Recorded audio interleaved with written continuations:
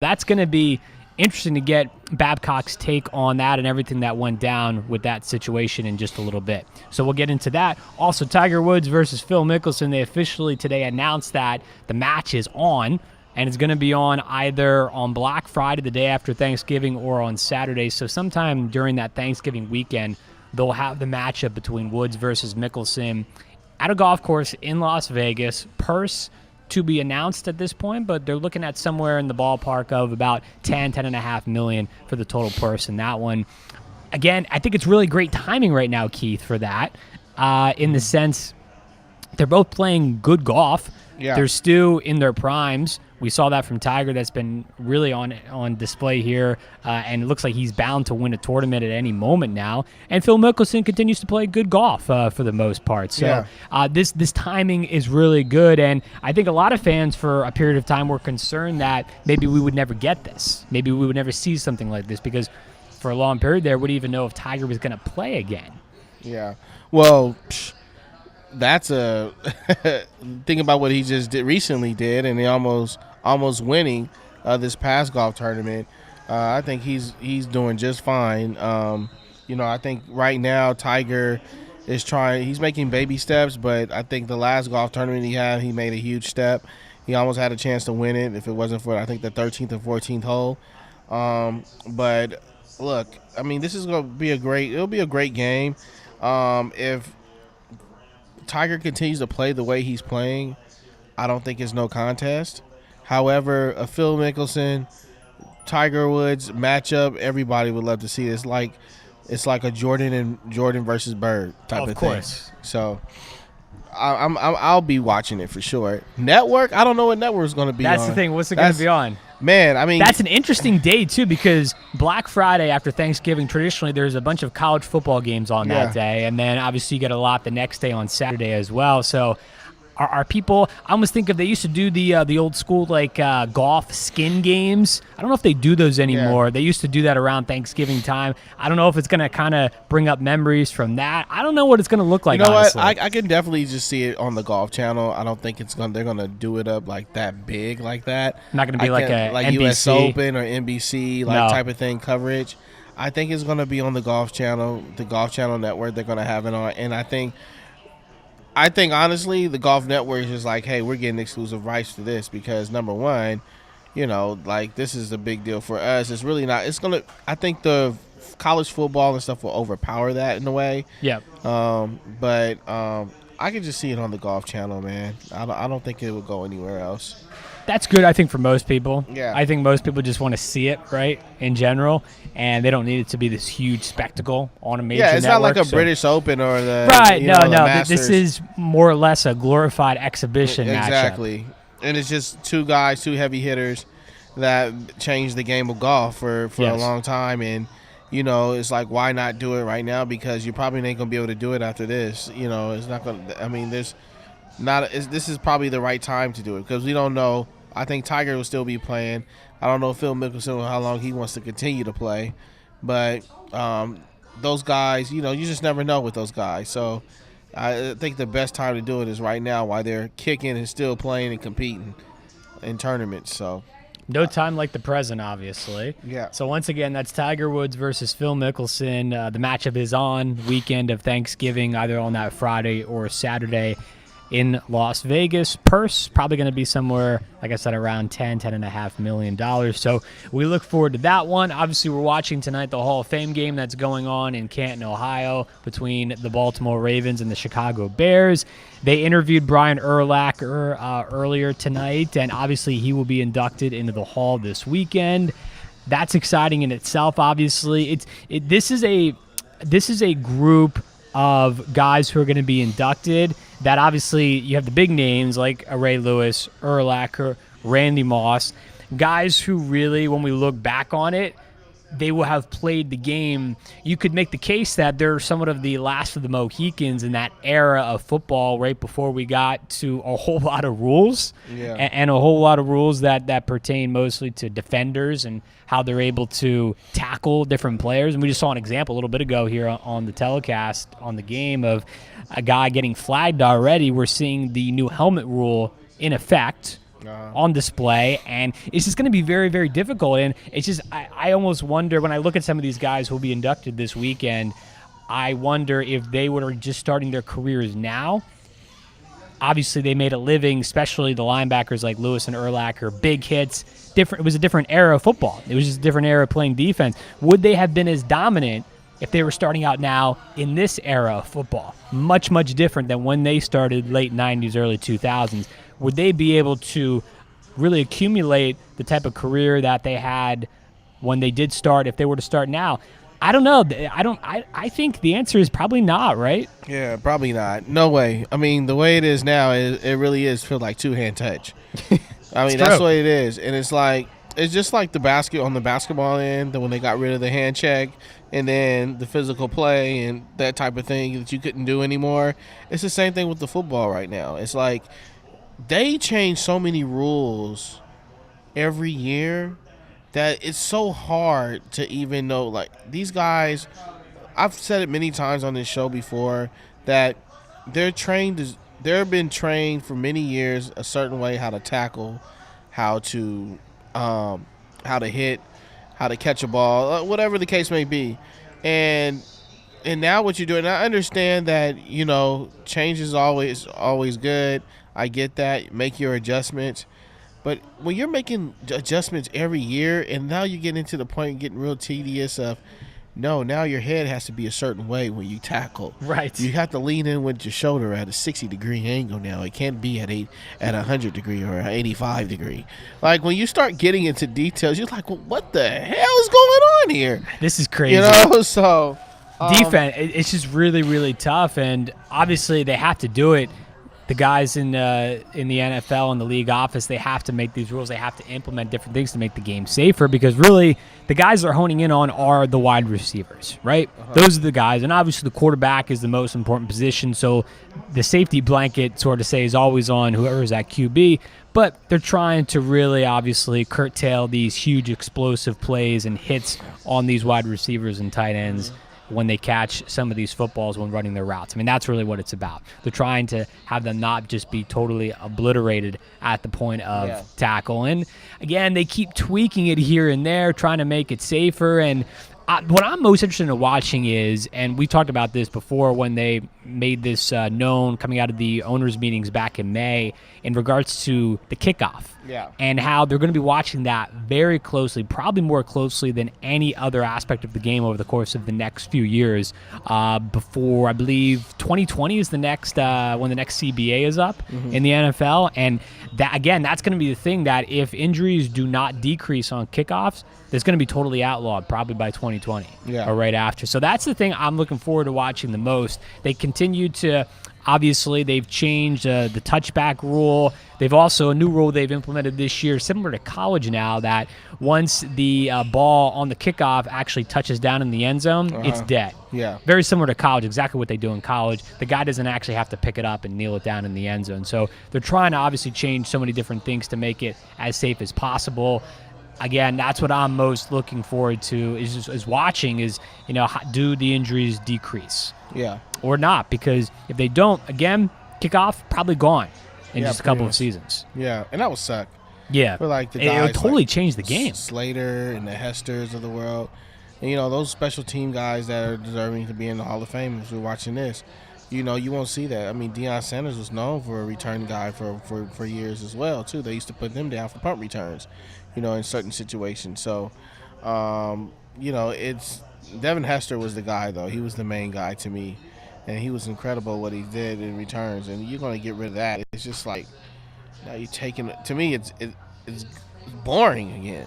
You want kickoffs. Kickoff is like traditional. You have to keep it's all we've known, right? Yeah. We don't know the game without kickoffs and change of possession. We haven't really seen something like that unless you just go back to playing 7-on-7 football. And then you feel bad for the kickers on top of that. I mean, punters, all those guys, field goal kickers. Sure.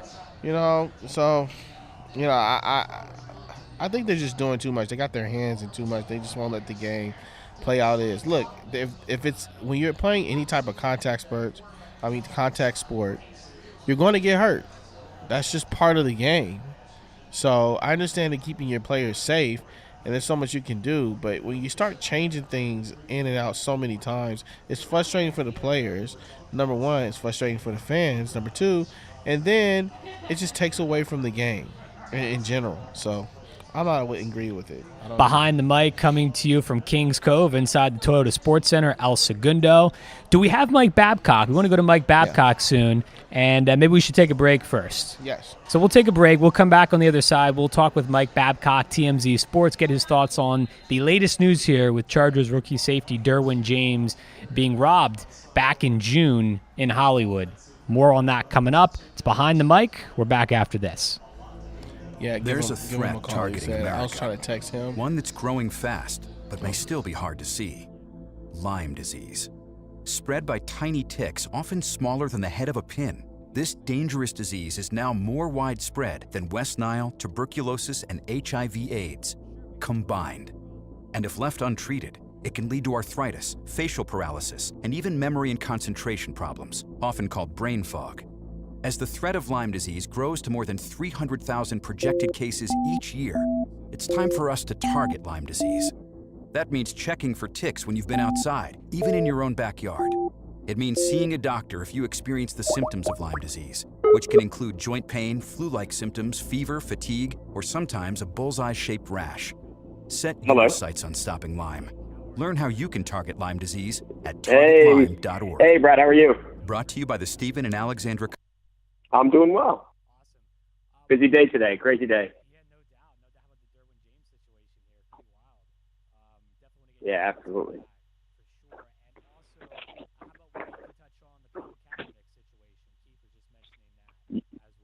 Yeah, that would be great. I don't know how much you saw that you saw today, but it was absolutely crazy with him being edited out of the game.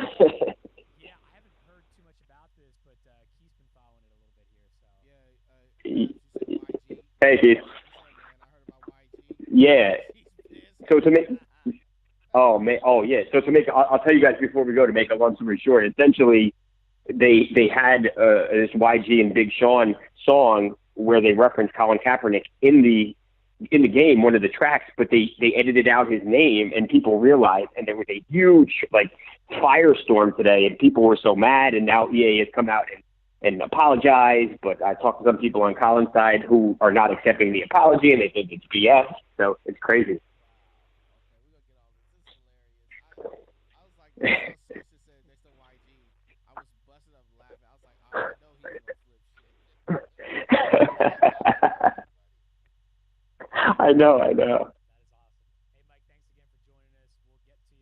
as soon as the break is up, and then cool. We'll roll right with it. Sound good? Yeah, absolutely. Yeah, that sounds great. Cool. Thanks, guys. Change. Each year, the Feeding America network of food banks rescues billions of pounds of good food that would have gone to waste.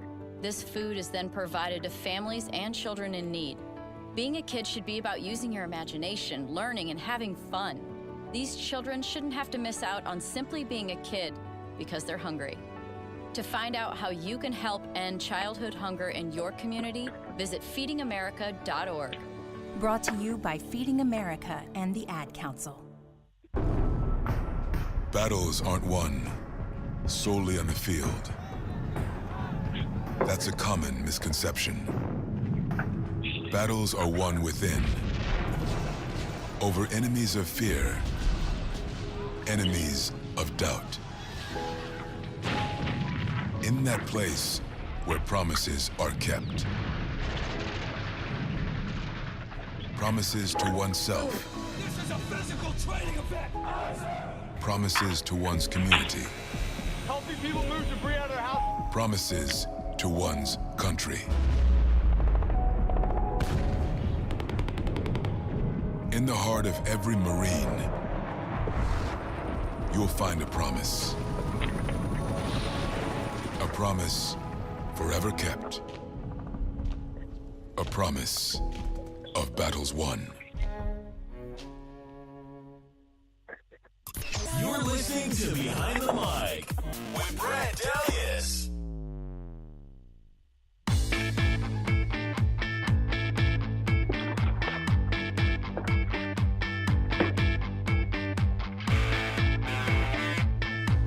Welcome back inside the Toyota Sports Center behind the mic. We're live right now online, also available on the Behind the Mic app. Brad and Keith hanging out.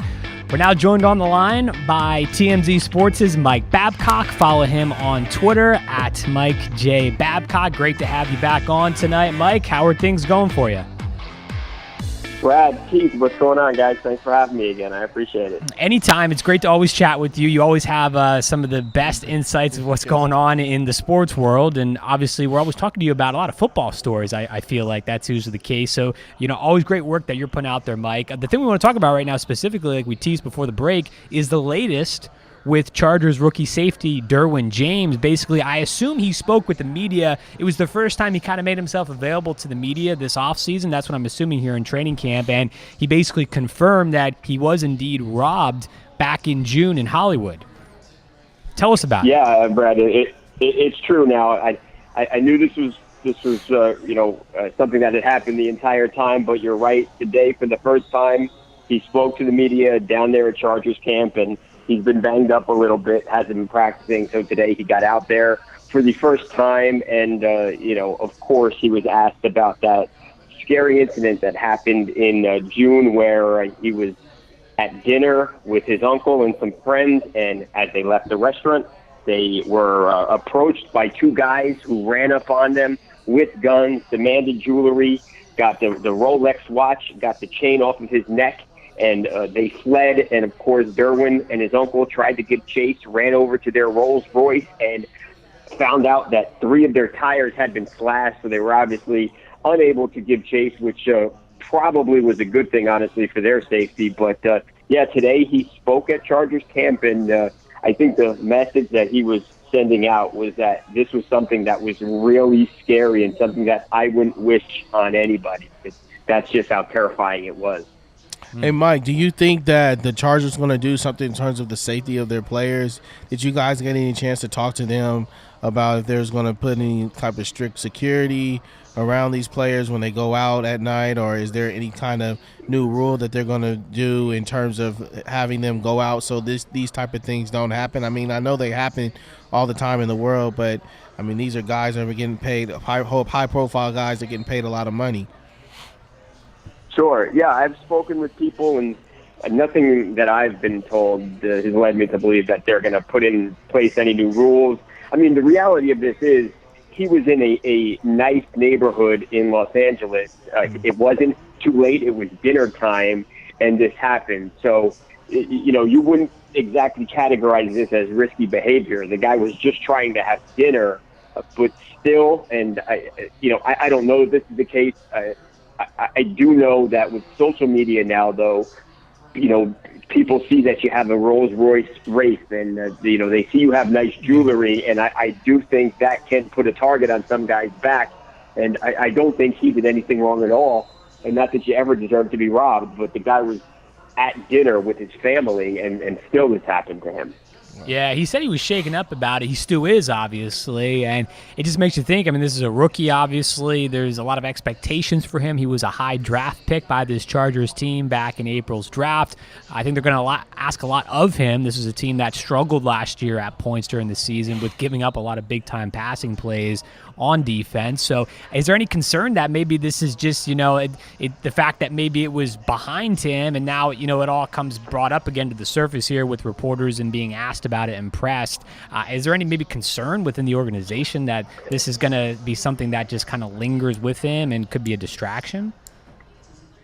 Look, it's something that hasn't come to a conclusion. The police are still investigating at this very moment here. It's not a crime that's been solved up to this point. I mean, I don't think talking to people around the team that this is something that they believe is going to have some, long-term effect on him. I think it was just a scary moment and probably a learning moment, a teachable moment for a kid who's only 21 years old. He's from Florida. He's from the other side of the country. He just gets out here, and then this happens to him. So I do think it was probably a lot for him, a little bit overwhelming to some degree, but I don't think it's going to have any long-term effect on him or his play. Yeah, you're right on that. I think in a way it's also a lesson learned for just the players around the league. It's just you got to watch what you post on Instagram, Twitter, on your social media sites. And this is happening continuously with not just athletes, but rappers and things like that, posting all these millions of dollars of things that they buy and they wear, and then they end up getting robbed for it eventually. So I guess, like I said, yeah, I mean, it's unfortunate to some degree that you know, look, we like to go on social media. The guys like to go on social media also. You know, it kind of sucks that they can't show their nice cars and show a piece of jewelry. But sometimes I feel like that's kind of the world we're living in now, where you have to really be careful. Mike Babcock joining us from TMZ Sports. Let's switch gears now. And, Mike, whether you love him or hate him, Colin Kaepernick is always a big-time talking point in the world of sports. We know that. And once again, that was evident today, making news because his name was removed from the Madden 2019 video game.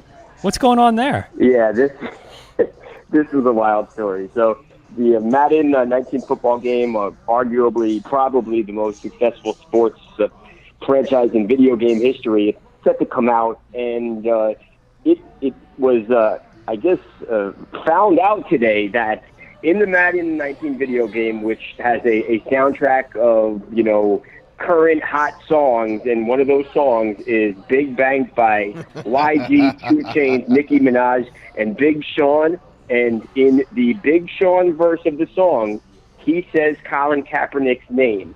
However, in the video game version of the song, Colin Kaepernick's name was edited out. So it's just a dead spot. And this is a popular song. So when you hear the song, you know the lyrics, and then you recognize that something's missing. And this thing just exploded. First on social media, and then it's something that, you know, we're working the phones. I'm calling the NFL. I'm calling EA Sports, and people that I can normally get on the phone then are not answering. And it was impossible to get in touch with somebody for a couple-hour period in the afternoon. And then finally, at the end of the day, EA releases a statement and essentially says, you know, we're sorry. We made a mistake. It was a misunderstanding, and we're going to fix the song. We're going to send an update out, and the song will, you know, I guess, be heard in its entirety on the game going forward. But it was absolutely crazy, and it really baffled people. And I know people who you know, really believe in Colin Kaepernick were very upset, and they really took this as a proof that the NFL was against Colin Kaepernick and was really trying to erase Colin Kaepernick from you know, people's memory.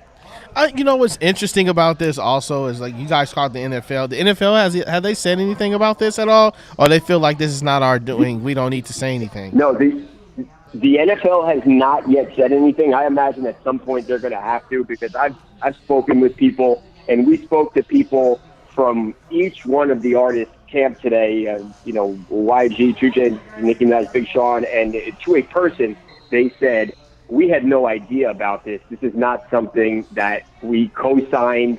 They did this on their own. So they have spoken. EA Sports has apologized. Now, the NFL has not said anything, but I know there are a lot of people who are, like I said, really upset. I've heard people talking about possibly a hip-hop boycott from the NFL and from the video game. So I really get the feeling that pressure is going to mount here, and the NFL is going to have to say something.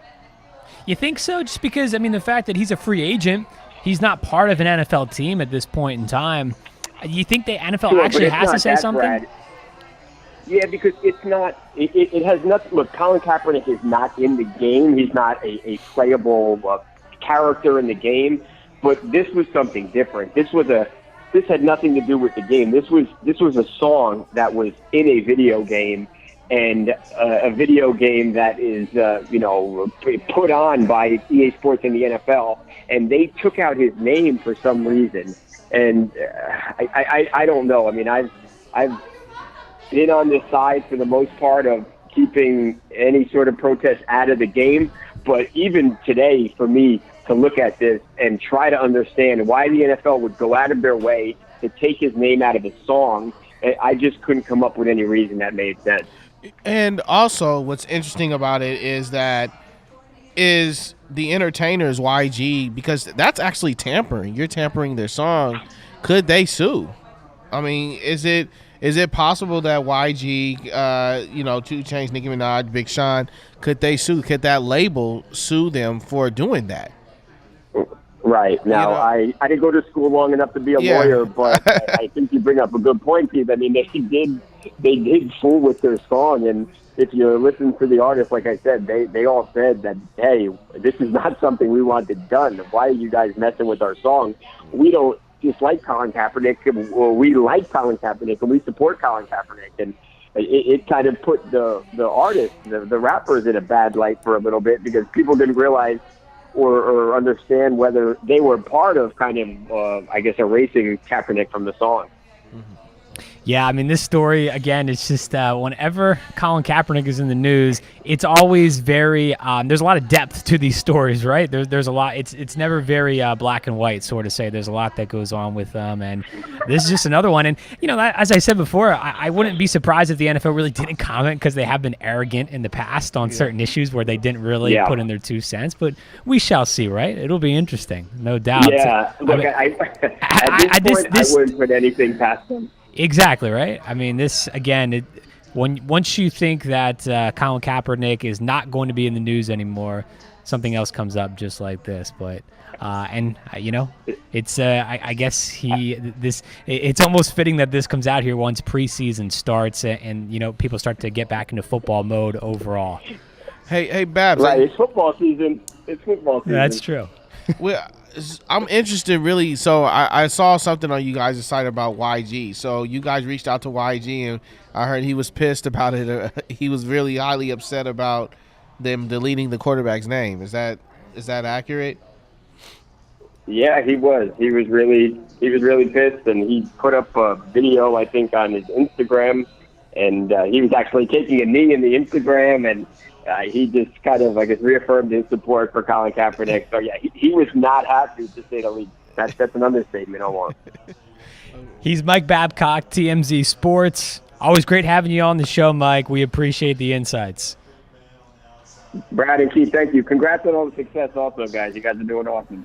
Thanks, man. We appreciate it. Thank you. Look forward to having you guys on, man. Absolutely. Take care, guys. Take care.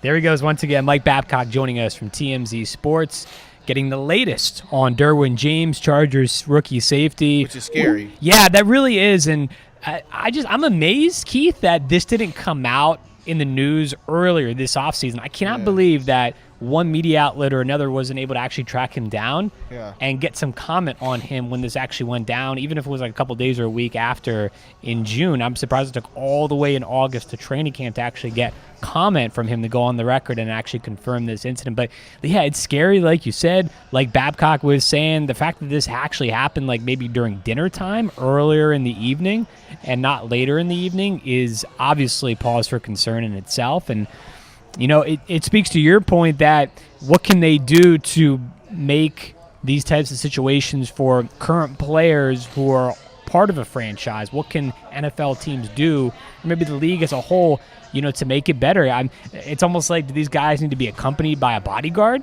at all times? It feels like it. It feels like, I mean, look, you can't post. This is the thing. I understand you have a right to wear things you want to wear and things like that. I get all that, but I think when you have a certain amount of followers and you got millions of people following you, you got to also remember you got some of those people are not following because they like you. Some of them follow you because of other reasons. They're looking to probably, hope that see you fail or whatever the case may be. And then you get those crazies out there that stalk you. That's why some of them follow you. And so that's why it's always key, and I hope that the NFL is doing something about that, like educating these young guys, and that when you go on, when you're hearing the certain type of stature that you have when you're on these teams and the type of person you are now, it's completely different from when you were in college. This is a bigger scale, it's a bigger stage, and so you have to you have to watch what you post on your social media, because people will get after you, and this is a prime example right here. You got to watch what you put location wise and all that stuff. That's why for me, honestly, Brad, when I even post, I don't have location where I'm going being located, and because I've learned through times, even working at TMZ as well, is that you don't post certain things on there because you don't want, you got people following you that you don't know, and they send hateful things to you, and and, threats to your family and things like that. So you just got to be careful what you post. And I hope these guys are getting educated on that because, people lose their lives over stuff like this. And he's very lucky. The Chargers are very lucky that nothing more than him getting a little banged up and he's just getting some things, taken from him that he can always replace. But he didn't lose his life, so. Thank God for that. Yeah, thank God he's okay physically, and we hope he's okay mentally, obviously. Yeah. He's still a little shaken up, as we reported there earlier. But how about on the field, what this means for the Chargers and the fact that they've suffered a bunch of injuries in the secondary already this offseason, the latest being corner Jason Verrett suffering a season-ending injury just a couple of days ago. So we talked about them last week on the program and how we were confident this team had a lot of depth on defense. We felt that, especially in the secondary, there was a lot of depth and a lot of improvement, and they filled a lot of areas of need this offseason, and they did. But unfortunately, injuries have come up and bit them a bit, and now you have the incident here with Derwin James off the field. Who knows what that means for him, again, mentally, and, trying to deal with that and put it behind him. So, again, just another one of the storylines to follow here with one of our LA football teams heading into this 2018 season. We're looking forward to preseason games getting going for the Chargers and the Rams, obviously, coming up next week. We'll have a lot more on that during next week's shows over on KBC, our new home, starting Monday night, 7:90 a.m. here locally in LA, weeknights at 11 Pacific time. Also next week, we're going to talk a lot more about USC and UCLA football. Practice getting underway across the country for college football teams. Today, a lot of teams reported tomorrow, and next week they'll get into practice as well across college campuses. Like I said, across the United States at this point in time. So we'll talk a lot more football next week, both college and NFL, here on Behind the Mic. Something I want to do now that I teased earlier, Keith, we know, and we continue to follow the Hall of Fame game tonight, now 17-10, Baltimore on top. We know who's going into the Hall of Fame this weekend, but how about some of those guys who are maybe borderline and who are still playing currently or just retired? Are they a lock to get in the Hall of Fame? All right, so who are we going for? First one, Revis Island. Darrelle Revis, just retired. Revis Island officially closed for business now. Is he a Hall of Famer when it's all said and done? Okay, when you better yet, is he a first ballot Hall of Famer? Because I think most people agree he probably is a Hall of Famer. Yeah, he's a Hall of Famer. Is he a first ballot? Is he a first ballot? Let's think of the era he came. He came up. He was that next guy coming up, like the Antonio Cromarties. In that era, Darrelle Revis. I think he's a first ballot Hall of Famer for sure. Now, a guy we talked about a lot, speaking of the Chargers here recently, is Phillip Rivers, still playing. Continues to play at a good high level, a good efficient quarterback. When it's all said and done, when he is up for Hall of Fame eligibility, is he a Hall of Famer? Yes, he's a first ballot Hall of Famer. He's a Pro Bowl every year. He's a Pro Bowler. He's top five.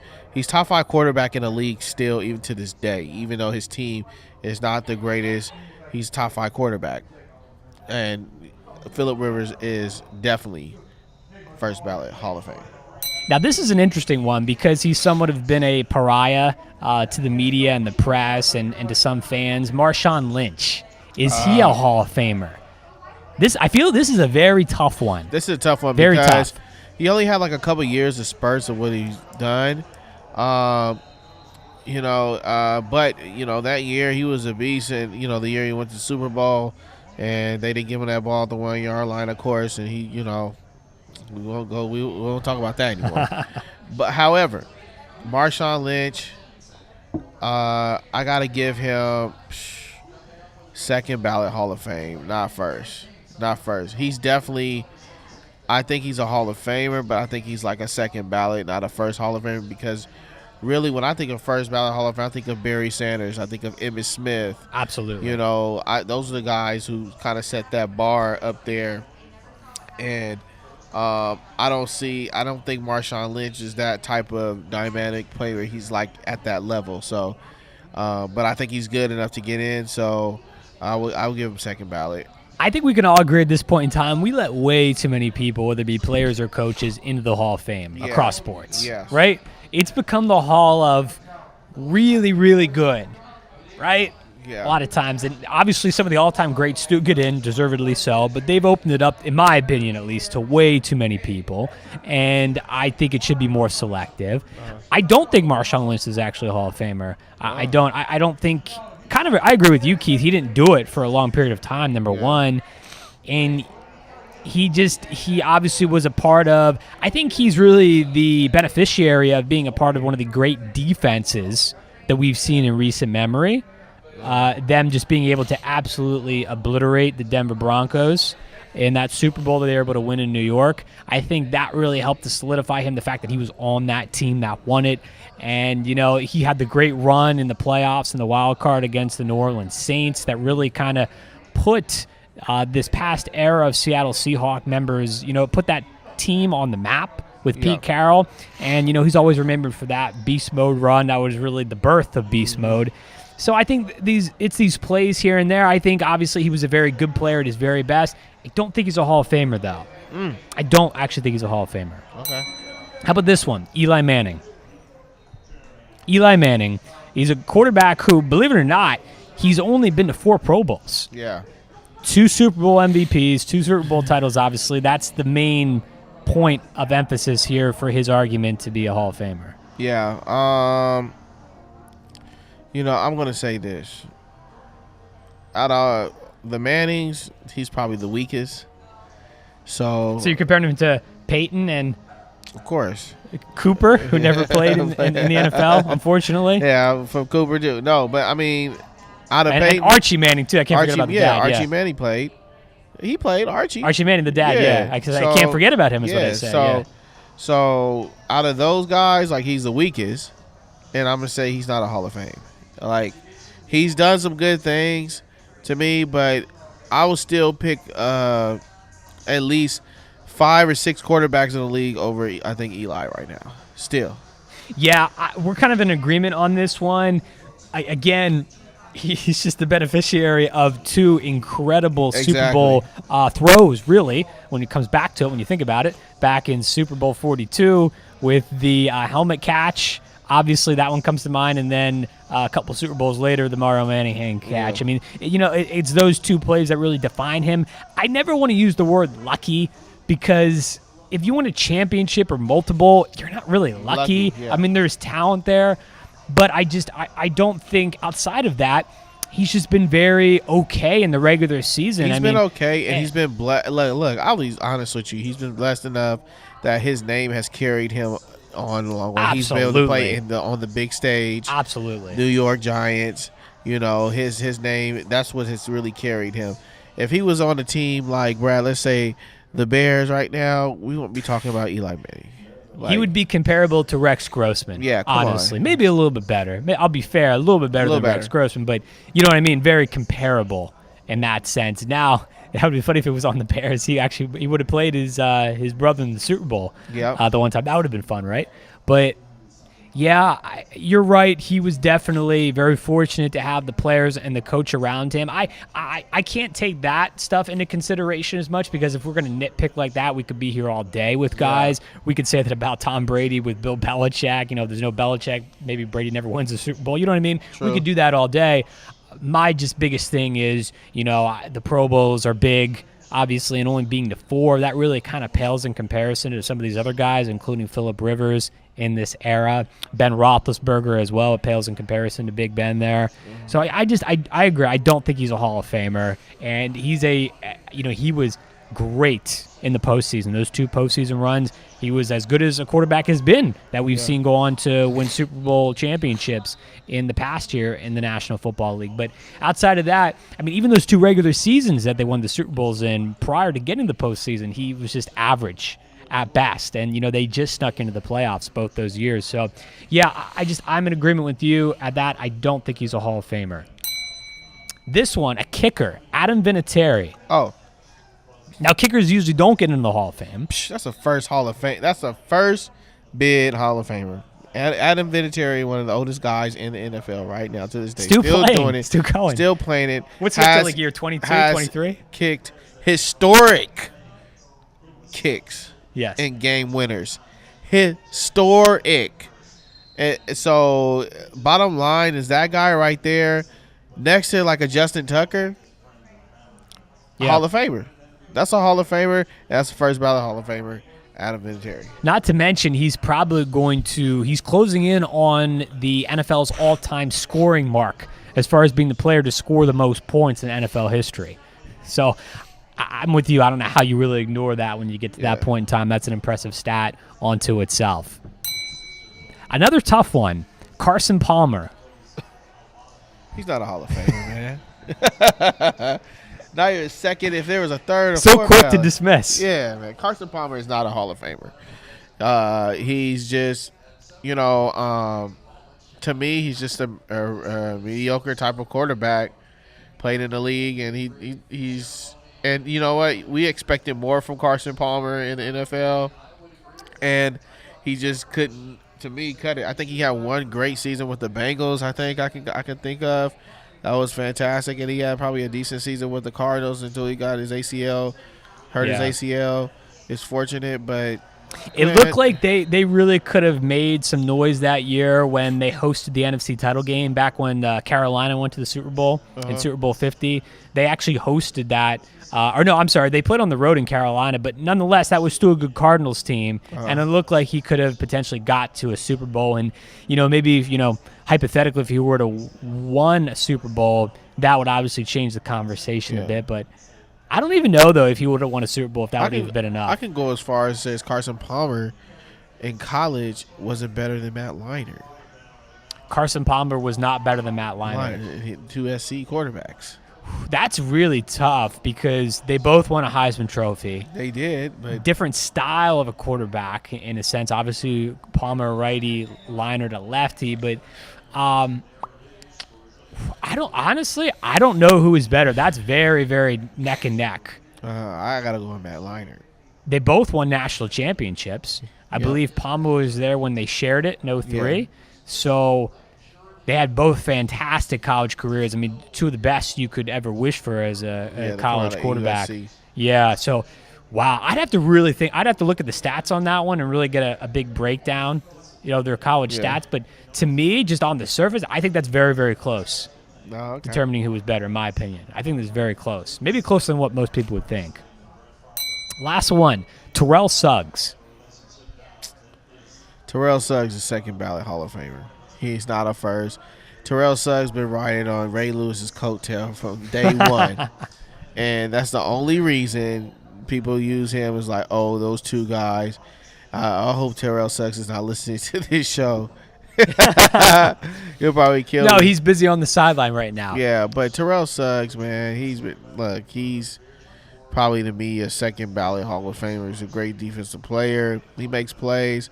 But if we're going to say Terrell Suggs is a first ballot Hall of Famer, then you got to say Muhammad Sanu is a first ballot Hall of Famer. Good point. Yeah, good point there. A lot of great years for Baltimore. Did I say Muhammad Sanu? I mean, Sue. What's his name? Ndamukong Suh. Ndamukong Yeah, Suh. I know what you meant. Yeah. You did say Ndamukong Suh. Okay. Yeah. Ndamukong Suh is a Hall of Famer. Yeah. Yeah, agreed. I mean, he had a lot of really good years in Baltimore, but a Hall of Fame-worthy career? Yeah. Probably not. No. Probably not. So there you go. Obviously, we look forward to the Hall of Fame induction ceremony this weekend from Ray Lewis, Randy Moss, Brian Urlacher, and more in Canton, Ohio. Final thoughts as we wrap up this week and wrap up our final show before the big debut on Monday over on KBC. Man, my final thoughts, Brad, is going to Steelers sending Antonio Brown to Pittsburgh for an injury evaluation. I don't know what that means, but that could be kind of bad for you Pittsburgh Steelers fans out there that he maybe shouldn't have been out there playing so far, and they brushed him back too quickly. It doesn't sound good. Dude, a back injury, man, is nothing to play with. It's like we said, like some of those back injuries are very tough to heal, and it takes a long time to heal, and it's nothing to play with. And so, as macho as some of these receivers are, these receivers and these football players, and I get it, they're competitors. It's I can play through the pain. Reality is when your body, it tells you when you're ready, not your mind. It's your body. Your body tells you when you're ready. And I think, man, if he re-injured his back, this just puts him right back at a setback. I had mentioned yesterday on the show that I had them on paper as a number 2. I think a number 2 seed, and then the Patriots number 3. If Antonio Brown is hurt, dude, they now jump down to not number 3. They jump down to number 4, and even the Titans jump over them. You cannot have an Antonio Brown hurt in the beginning of the season. That is not a good look for the Pittsburgh Steelers. So hopefully he's okay. Pittsburgh has the worst luck of any team I've seen, probably in recent memory, with that much talent. And whether it be injuries or, guys just not on the same page, not living up to their potential, I cannot remember a team with that much talent that literally just could never quite put it together. And if, like you said, Brown is injured to start the season, that's just another box to check off of just unfortunate luck there for the Steelers in Pittsburgh. So my final thoughts tonight are, we talked about earlier, Tiger Woods versus Phil Mickelson, the big match coming up during Thanksgiving weekend in Las Vegas. But today, speaking of Mickelson, a commercial comes out today. Remember back during the practice rounds for the Masters and the Players Championship back in May? He wore long sleeve, button up dress shirts, things like that. He was marketing them for the brand Mizzen and Main. Well, he shot a commercial for them, and it came out for the first time today. If you haven't seen this yet, you have to do so. It's hilarious. It's absolutely hilarious. You saw this? Yes. This thing is hilarious. It's hilarious. I mean, honestly, this is like hashtag dad moves. Yeah. I mean, really? I mean, I'm not a great dancer myself, Keith, but this is just hilarious. I mean, this is really bad. This is really bad. Yeah, he was doing a little dance, giving it a love. It was hilarious. He was moving his hips, and the ball was coming at him. It was just the funniest thing I ever seen. You were trying to dodge the golf balls. He was catching them. Yeah, things like that. Yeah, it was so funny because I was actually doing something, and I was actually doing a shoot, Brad, and then they had it on ESPN, and everybody had to stop. And we were just looking like, wait a minute, what is Phil really doing here? It's hilarious. This is so funny. Basically, they asked him about it today at the Bridgestone, in which Tiger, by the way, shot a 4 under 66. Good first round for Tiger today, and Phil was there as well. And he talked about it, and he was like, yeah, it took them a lot to get them for me to do some of these dance moves that I actually put on during this commercial. It's absolutely hilarious. If you haven't seen it yet, please check it out. Yes. Please do yourself a favor and just Google Phil Mickelson dancing. You will not be disappointed. Could it be a commercial that could go on Super Bowl? It's worthy of it. It's At this point, they got to get an encore presentation of that, or him dancing again, in which they extend it out to something else. Who's a dancer they could actually pair him up with? Dancing with the Stars? Dance with the Stars, yeah. Cheryl Burke. Okay, Cheryl Burke. Okay, that's somebody they could pair him up with. Sure. Definitely Cheryl Burke. You know what? Anybody on that show, really. Dancing with the Stars need to call up Phil Mickelson. I would love to see him on Dancing with the Stars. I don't even watch Dancing with the Stars. But if Phil Mickelson goes on there, I think I would watch it. I would have to see it. After looking at those dance moves, I got to see him on Dancing with the Stars. Call him up, please. Please. I would love to watch that. It'd be must-watch TV for both of us here. Yes. Without a doubt, right? There it is again. If you haven't seen it yet, please check it out. Do yourself a favor. Tiger Woods dancing, promoting those Mizzen and Main dress, long-sleeve, button-down shirts. And I don't know if he's trying to make it a trend or not with them. And it got people talking, and that's what the brand wants, obviously. So that's pretty much my final thoughts, what I saw today that stood out. Another great week here behind the mic. That's officially going to do it for us. The big debut, Monday night, KABC, 11 p.m. local time here in LA, 7:90 a.m. We'll be talking with Tim Brown, Hall of Famer, former Oakland Raider, getting his thoughts on everything that went down during the Hall of Fame weekend here in Canton, and a lot of other things too. The current state of the game on football. What are his thoughts on the current unhappy setting as far as players not being happy with the anthem stance at the moment, concussions and injuries with the new helmet rule. We'll get all those thoughts and more from Tim Brown coming up Monday night here on the program.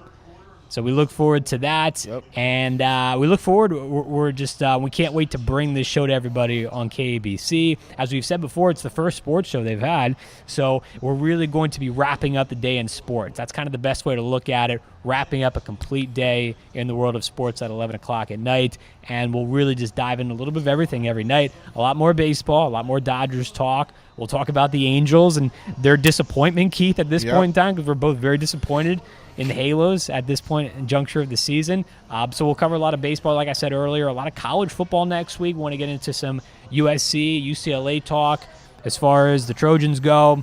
Who's going to be the quarterback? Is it going to be JT Daniels, the freshman sensation who could technically, Keith, still be in high school this year, believe it or not? He could still be in high school. Do they go with him? There's not much experience there at the quarterback position. They've also got the redshirt freshman Fink at quarterback who they could potentially start.